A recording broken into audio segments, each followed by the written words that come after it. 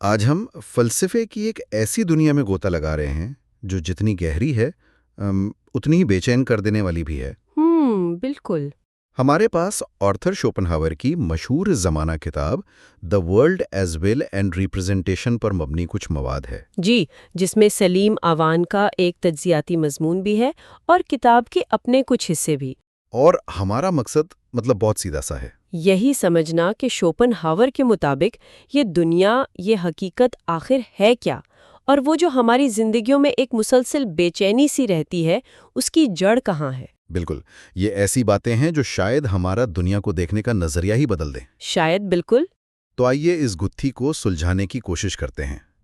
شوپنہاور کا سب سے پہلا اور بنیادی خیال یہ ہے کہ دنیا ویسی نہیں ہے جیسی نظر آتی ہے۔ جی، وہ کہتے ہیں اس کی دو پرتیں ہیں، ایک ظاہری اور ایک باطنی۔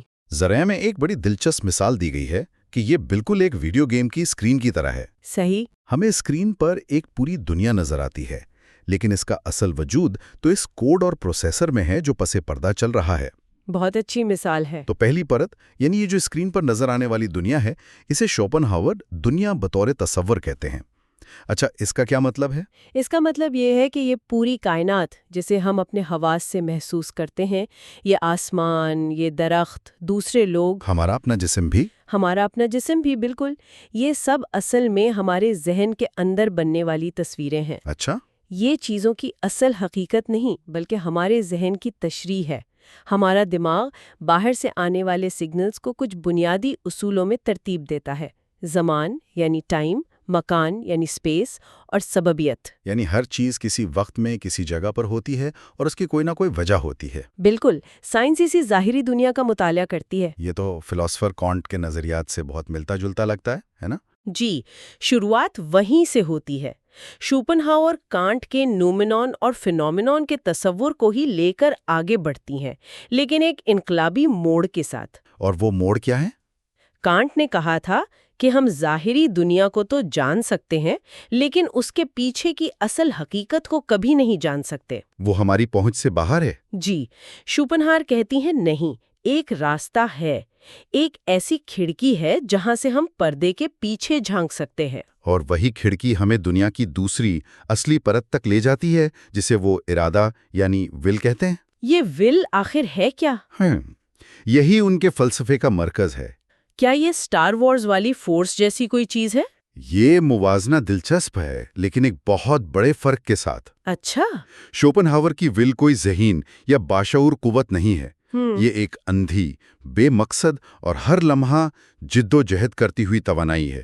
اندھی؟ جی، یہ کائنات کی وہ بنیادی ڈرائیو ہے جو ہر چیز میں کام کر رہی ہے، کشش ثقل میں، پودے کے بڑھنے میں، شیر کے شکار کرنے میں، اور انسان کے دل کی ہر خواہش میں۔ تو یہ کوئی سوچا سمجھا ارادہ نہیں؟ بالکل نہیں، یہ وجود کی ایک بنیادی بے چینی ہے۔ ایک منٹ، اگر یہ اندھی اور بے مقصد ہے تو پھر ارتقاء اتنا منظم اور پیچیدہ کیوں لگتا ہے؟ یہ تو اس نظریے کے خلاف جاتا ہے۔ بہت اچھا سوال ہے۔ شوپنہاور کے مطابق یہ تنظیم بھی ول کے اندھے پن کا ہی نتیجہ ہے۔ وہ کیسے؟ ول کا ایک ہی مقصد ہے: جینا اور اپنی نسل کو آگے بڑھانا۔ وہ اس مقصد کے لیے لاکھوں سالوں نے انتہائی پیچیدہ راستے خود بخود تراش لیتی ہے، لیکن اس کے پیچھے کوئی ڈیزائنر نہیں ہے، یہ بس ایک انتھک کوشش ہے۔ سمجھا۔ لیکن اصل سوال یہ ہے کہ اگر یہ نظر نہیں آتی تو شوپنہاور اتنے یقین سے کیسے کہہ سکتے ہیں کہ یہ موجود ہے؟ ہاں، یہی تو اصل نکتہ ہے۔ اس کا ثبوت کیا ہے؟ شوپنہاور کہتی ہیں کہ ثبوت باہر نہیں، ہمارے اندر ہے۔ ہم اسے اپنے جسم کے ذریعے براہ راست محسوس کرتے ہیں۔ مطلب جب ہمیں بھوک لگتی ہے یا پیاس؟ جی، جب بھوک لگتی ہے، پیاس محسوس ہوتی ہے یا کوئی خواہش ستاتی ہے تو یہ صرف ہماری ذاتی ضرورت نہیں ہوتی، یہ وہی آفاقی ول ہے جو ہمارے وجود کے ذریعے خود کو ظاہر کر رہی ہوتی ہے۔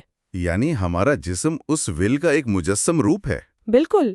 تو کانٹ نے جس اصل حقیقت کو ناقابل رسائی کہا تھا، شوپنہاور نے کہا کہ ہم اسے جان سکتے ہیں کیونکہ ہم خود وہی ہیں۔ واہ، یہ تو کمال کی بات ہے۔ یعنی فلسفے کا سب سے بڑا سوال کہ اصل حقیقت کیا ہے، اس کا جواب باہر کائنات میں نہیں، ہمارے اپنے اندر کی اس بے چین خواہش میں موجود ہے۔ جی، یہی ان کی سب سے بڑی دریافت تھی۔ لیکن اگر کائنات کی بنیاد ہی ایک ایسی اندھی جدوجہد پر ہے تو اس کا ہماری زندگیوں پر کیا اثر پڑتا ہے؟ اور مجھے لگتا ہے یہیں سے ان کا مشہور مایوسی کا فلسفہ شروع ہوتا ہے۔ بالکل، یہیں سے ساری تصویر جڑتی ہے۔ اگر وجود کی بنیاد ہی ول یعنی مسلسل کچھ چاہتے رہنا ہے تو اس کا مطلب یہ ہوا کہ زندگی کی بنیادی حالت ہی محرومی اور تکلیف ہے، کیونکہ خواہش کا مطلب ہی یہ ہے کہ آپ کے پاس کچھ نہیں ہے۔ صحیح۔ آپ کسی ایسی چیز کے پیچھے بھاگ رہے ہیں جو موجود نہیں۔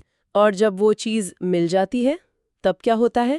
ایک لمحے کی تسکین، اور پھر یا تو فوراً کوئی نئی خواہش اس کی جگہ لے لیتی ہے یا پھر بوریت۔ بالکل، ایک گہری بوریت اور خالی پن۔ شوپنہاور کہتی ہیں کہ زندگی ایک پینڈولم کی طرح ہے جو تکلیف اور بوریت کے درمیان جھولتی رہتی ہے۔ اور خوشی؟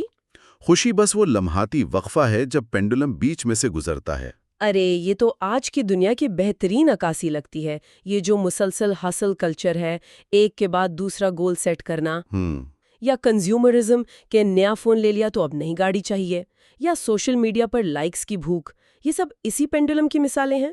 آپ نے بالکل نبض پر ہاتھ رکھا ہے۔ اور جب کچھ کرنے کو نہ ہو تو ہم بوریت سے بھاگنے کے لیے ڈوم سکرولنگ کرتے ہیں، جی، یا ایک کے بعد ایک نیٹ فلکس سیریز دیکھتے رہتے ہیں۔ شوپنہاور اگر آج زندہ ہوتیں تو شاید کہتیں کہ جدید ٹیکنالوجی نے اس پینڈولم کی رفتار کو 1000 گنا بڑھا دیا ہے۔ تو یہ کوئی ذاتی ناکامی نہیں ہے؟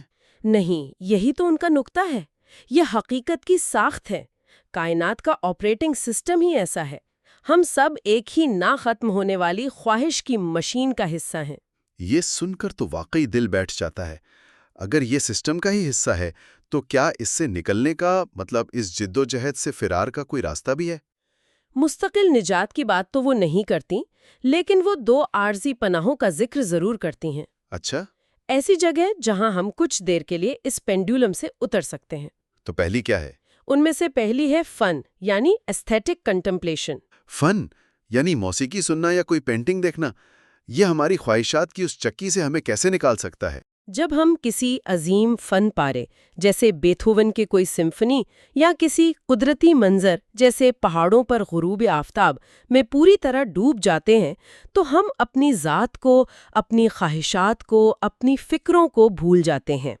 ہم یہ نہیں سوچ رہے ہوتے کہ اس منظر سے مجھے کیا فائدہ ہوگا۔ بالکل، اس لمحے کے لیے ہم صرف ایک خالص ارادے سے پاک جاننے والا ذہن بن جاتے ہیں۔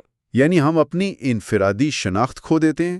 کچھ لمحوں کے لیے ہاں، اور جب انفرادی شناخت اور اس سے جڑی خواہشات ختم ہوتی ہیں تو ول خاموش ہو جاتی ہے، تکلیف بھی ختم ہو جاتی ہے۔ واہ! اس حالت میں ہم چیزوں کے پیچھے چھپے ازلی تصورات یعنی پلیٹونک آئیڈیاز کا مشاہدہ کرتے ہیں۔ یہ ایک انتہائی پرسکون اور روحانی تجربہ ہوتا ہے۔ لیکن یہ عارضی ہے۔ جی بالکل عارضی ہے، جیسے ہی میوزک ختم ہوتی ہے ول دوبارہ ہم پر حاوی ہو جاتی ہے۔ فن تو ایک بہت ذاتی اور تنہا تجربہ لگتا ہے۔ کیا کوئی ایسا راستہ بھی ہے جو ہمیں دوسرے لوگوں سے جوڑتا ہو؟ کیا خوبصورتی سے آپ نے بات کو جوڑا ہے۔ بالکل، دوسرا راستہ یہی ہے، ہمدردی یعنی کمپیشن۔ ہمدردی۔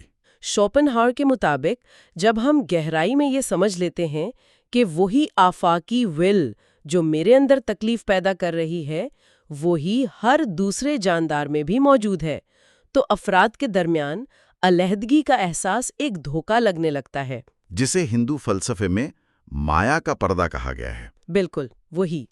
تو ہمدردی صرف ایک اچھا جذبہ نہیں بلکہ ایک طرح کی علمی بصیرت ہے۔ یعنی یہ اس حقیقت کا ادراک ہے کہ ہم سب ایک ہی دکھ کے سمندر میں تیر رہے ہیں۔ جی، جب آپ کسی دوسرے کو تکلیف میں دیکھتے ہیں تو آپ کو احساس ہوتا ہے کہ یہ کوئی اور نہیں بلکہ یہ وہی ول ہے جو خود کو تکلیف دے رہی ہے۔ اس احساس سے حقیقی ہمدردی پیدا ہوتی ہے۔ اور یہی حقیقی اخلاقیات کی بنیاد ہے۔ ان کے مطابق ہاں، نہ کہ کوئی مذہبی حکم یا سماجی قانون۔ یہ واقعی گہری بات ہے۔ اچھا، اب ذرا اس چیز کی طرف آتے ہیں جو ہمیں ساری مصیبت میں ڈالتی ہے، ہمارا دماغ۔ ذرائع میں انسانوں اور جانوروں کی سوچ کے فرق پر ایک بہت دلچسپ نقطہ تھا۔ جی، یہ ان کے فلسفے کا ایک اہم حصہ ہے۔ وہ کہتی ہیں کہ جانوروں کے پاس فہم یعنی انڈرسٹینڈنگ تو ہے، لیکن عقل یعنی ریزن نہیں۔ اس کا کیا فرق ہے؟ فہم کا مطلب ہے حال میں رہتے ہوئے سبب اور اثر کو سمجھنا۔ ایک بلی جانتی ہے کہ چوہا کہاں چھپے گا، یا ایک کتا جانتا ہے کہ اس کا مالک گھر آنے والا ہے۔ وہ حال میں جیتے ہیں۔ بالکل، وہ حال میں قید ہیں۔ اور انسان اپنی عقل کی وجہ سے اس قید سے آزاد ہے؟ آزاد بھی ہے اور ایک نئی قید میں گرفتار بھی۔ اچھا۔ عقل ہمیں تاجریدی سوچ یعنی ایبسٹریکٹ ریزننگ کی صلاحیت دیتی ہے۔ ہم ماضی سے سیکھ کر مستقبل کی منصوبہ بندی کر سکتے ہیں۔ ہم ایسے تصورات بنا سکتے ہیں جن کا کوئی ٹھوس وجود نہیں، جیسے آزادی، انصاف، پیسہ۔ زبان، سائنس، قانون، یہ سب اسی کا نتیجہ ہے۔ جی، لیکن آپ نے کہا کہ یہ ایک نئی قید بھی ہے، یہ تو ایک دو دھاری تلوار ہوئی۔ بالکل، یہی عقل ہمیں غلطی، حماقت، وہم اور جنون کی طرف بھی لے جاتی ہے۔ شوپنہاور کے مطابق یہ تجریدی تصورات ہمیشہ حقیقت سے ایک قدم دور ہوتے ہیں۔ وہ انہیں تصورات کے تصورات کہتی ہیں۔ جی، ریپرزنٹیشنز آف ریپرزنٹیشنز۔ پہلے ہمارے حواس نے دنیا کا ایک نقشہ بنایا، پھر ہماری عقل نے اس نقشے پر مبنی ایک اور تجریدی نقشہ بنایا۔ اور اگر یہ دوسرا نقشہ پہلے نقشے سے یعنی حقیقی تجربے سے میل نہ کھائے تو ہم گمراہ ہو جاتے ہیں۔ بالکل، تبھی تو نظریاتی جنونیت پیدا ہوتی ہے، جہاں لوگ ایک آئیڈیا کے لیے حقیقی انسانوں کو مارنے پر تیار ہو جاتے ہیں۔ صحیح، اسی لیے ذرائع میں وہ دلچسپ بات لکھی تھی کہ عظیم ذہین لوگ جیسے کانٹ اور گویٹے شور سے بہت جلد پریشان ہو جاتے تھے۔ ہاں، یہ بڑا دلچسپ مشاہدہ ہے۔ اس کی کیا وجہ بتائی گئی؟ شوپنہاور کا مشاہدہ تھا کہ سماعت ایک غیر فعال حص ہے۔ آپ اپنی آنکھیں تو بند کر سکتے ہیں لیکن اپنے کان نہیں۔ بات تو صحیح ہے۔ شور زبردستی ہماری سوچ میں خلل ڈالتا ہے، جبکہ بصارت ایک فعال حص ہے۔ ہم خود فیصلہ کرتے ہیں کہ کس چیز پر توجہ دینی ہے۔ تو جو لوگ اپنی سوچ کا گہرا استعمال کرتے ہیں ان کے لیے شور ایک حملے کی طرح ہوتا ہے۔ جی بالکل۔ تو اگر تجریدی تصورات اور عقل ہمیں حقیقت سے دور لے جا سکتے ہیں تو پھر کتابیں پڑھنے اور علم حاصل کرنے کا کیا فائدہ؟ کیا شوپنہاور تعلیم کے خلاف تھے؟ نہیں، وہ تعلیم کے خلاف نہیں بلکہ محض کتابی علم کے خلاف تھے۔ اچھا۔ ان کے نزدیک حقیقی حکمت اور علم کا آغاز ہمیشہ ذاتی مشاہدے اور تجربے سے ہوتا ہے۔ صرف دوسروں کے خیالات اور تصورات کو رٹ لینا ان کے بقول خالی ڈبے جمع کرنے کے مترادف ہیں۔ تو ایک شخص ہزاروں کتابیں پڑھ کر بھی حکیم نہیں بن سکتا؟ نہیں، اگر اس نے دنیا کو اپنی آنکھوں سے گہرائی سے نہیں دیکھا اور اپنے تجربات پر غور نہیں کیا۔ حقیقی حکمت کتابوں کے تصورات کو اپنی زندگی کے تجربات سے جوڑنے سے حاصل ہوتی ہے۔ سمجھ گیا۔ اور اب آخر میں اس ساری گہری اور سنجیدہ گفتگو کے بعد ایک ہلکی پھلکی بات، ہمیں ہنسی کیوں آتی ہے؟ شوپنہاور کا اس پر بھی ایک نظریہ ہے جو حیرانگی طور پر ان کے پورے فلسفے سے جڑا ہوا ہے۔ جی، اور یہ بہت شاندار ہے۔ ان کے مطابق ہنسی اس وقت آتی ہے جب کسی تصور اور اس سے جڑی حقیقت کے درمیان ایک مزاح خیز عدم مطابقت پیدا ہو جائے۔ مطلب ایک انکانگروئٹی؟ بالکل، جب ہمارا ذہن اچانک یہ دیکھتا ہے کہ ایک چیز کو جس تصور کے تحت سمجھا جا رہا تھا وہ حقیقت میں اس سے بالکل میل نہیں کھاتی، تو اس اچانک ادراک سے جو ایک جھٹکا سا لگتا ہے وہ ہنسی کی صورت میں ظاہر ہوتا ہے۔ ذرائع میں اس کی ایک بڑی مزیدار مثال بھی تھی۔ جی، مثال یہ ہے کہ ایک شخص سخت سردی میں گرمیوں کے کپڑے پہنے کانپ رہا ہے اور کہتا ہے اگر تم نے وہ پہنا ہوتا جو میں نے پہنا ہے تو تمہیں سخت گرمی لگتی۔ اب سننے والا تو اس کے پتلے کپڑوں کو دیکھے گا، جی، اور سوچے گا کہ یہ کیا بے وقوفی ہے، یہاں حقیقت اور تصور میں تضاد ہے۔ لیکن پھر وہ شخص وضاحت کرتا ہے کہ اس کی مراد اپنی پوری الماری ہے جو اس نے گھر پر چھوڑی ہوئی ہے۔ اچھا۔ اب اچانک جو میں نے پہنا ہے کا تصور اس کی پتلی جیکٹ سے ہٹ کر اس کی پوری الماری پر لاگو ہوتا ہے، جو حقیقت سے اتنا مذاقہ خیز طور پر غیر متعلق ہے کہ ہمیں ہنسی آ جاتی ہے۔ واہ، یہ تصور اور حقیقت کا تصادم ہی ہنسی کی وجہ ہے۔ بالکل۔ تو آج کی اس ساری گفتگو کا خلاصہ یہ ہے کہ ہمارے سامنے کی دنیا ہمارے ذہن کی بنائی ہوئی ایک تصویر ہے۔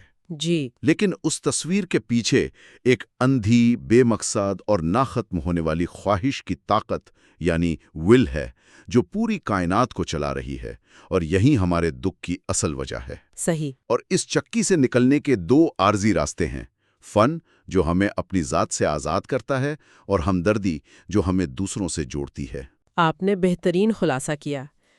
یہ سب جاننے کے بعد ایک سوال میرے ذہن میں اٹک گیا ہے۔ کیا؟ اگر ہماری عقل اور ہمارے تجریدی تصورات، جیسا کہ شوپنہاور نے کہا، ہمیں اکثر حقیقت سے دور لے جاتے ہیں، تو کیا حقیقی حکمت حاصل کرنے کے لیے ہمیں اپنی سوچ سے زیادہ اپنی محسوسات، اپنی جبلت اور اپنے براہ راست تجربے پر بھروسہ کرنا چاہیے؟ اور اگر ایسا ہے تو آج کی ہمارے جدید سائنسی اور ڈیٹا پر مبنی دنیا میں اس خیال کے کیا معنی ہو سکتے ہیں؟ کیا ہمیں کبھی کبھی اسپریڈ شیٹ سے نظر ہٹا کر اپنی گٹ فیلنگ پر بھی اعتبار کر لینا چاہیے؟